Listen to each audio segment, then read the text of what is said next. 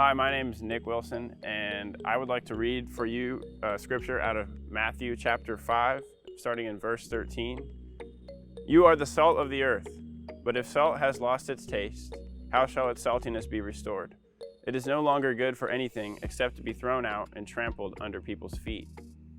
You are the light of the world. A city set on a hill cannot be hidden, nor do people light a lamp and put it under a basket, but on a stand, and it gives light to all in the house. In the same way, let your light shine before others, so that they may see your good works and give glory to your Father who is in heaven.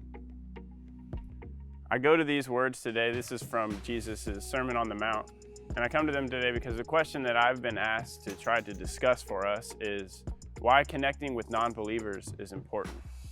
And this has honestly been a challenging thing for me to prepare for, because as I've had to evaluate my own walk, I've noticed that I am not as good at connecting with non-believers as I'd previously thought. And when I look at my own life, a lot of my life is other believers around me that I am close with, and that's great.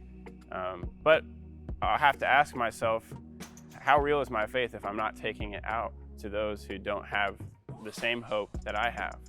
And so I want to kind of think about this. Imagine this scenario. Imagine you're at some sort of carnival or fair or whatever it may be, and you're walking along, and this man comes up to you, and he stops you, and he's clearly afraid.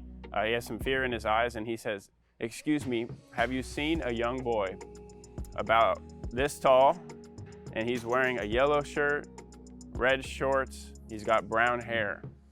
And he comes up to you, asks you, "I'm sorry, I haven't seen him." And he says, "Okay, if you see him, can you tell him to go to the main ticket stand? His family's looking for him." And you say, "Okay, absolutely." And you go and you're walking along, and it's been a good 10, 15 minutes, and all of a sudden you notice out of the corner of your eye, this kid, he's about this tall, and he's got brown hair, and he's wearing a yellow shirt and red shorts. And you see that he seems to be kind of afraid as well. And he's kind of standing off in the distance, and he seems very afraid. He's not talking to anybody.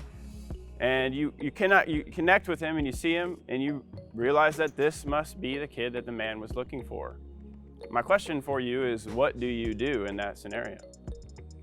And I think most of us would say, "Oh, well, I'd go up to the kid and say, 'Hey, are you so-and-so? Your father stopped me back a while ago, and he said he was looking for you, and he wants you to go to the main ticket booth.'" And that's hopefully how most of us would answer that question. And really, the question of why should we connect with unbelievers is about as simple. There are people out, and they're living their lives, and some of them know that they're lost, and some of them have no idea. And their Father in heaven is looking for them. And we know that He's looking for them, and we know where to send them to find Him. And we are the light of the world. We are the salt of the earth. And so it is really as simple as going out and looking for those people, and when we notice them, pointing the way towards the Father. So thank you. That's all I have for you today.